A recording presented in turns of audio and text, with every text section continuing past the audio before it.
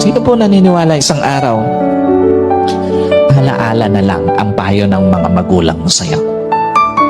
At sino po naniniwala, isang araw, yung nanay na kasama mo ngayon, maaaring katabi mo ngayon, yung tatay na kasama mo ngayon, isang araw, aalalahanin mo na lang din.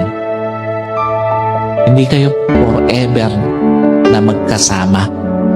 Kaya nga, lahat ng magulang hanggat kasama pa yung anak, gagawin ng lahat. Ipapayo lahat ng mabuti, paaalalahanan ng anak kasi alam niya, isang araw, iiwan niya yung kanyang mga anak.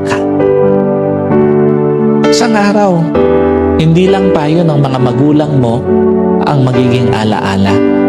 Kahit magulang mo isang araw, magiging alaala na lang sa buhay mo. Kaya nga napakapalad mo kung may magulang ka pa ngayon na kasama, may magulang ka pa ngayon na nagpapayo sa'yo, may magulang ka pa na nagpapaalala sa'yo. Kasi one day, wala na yan sa tabi mo.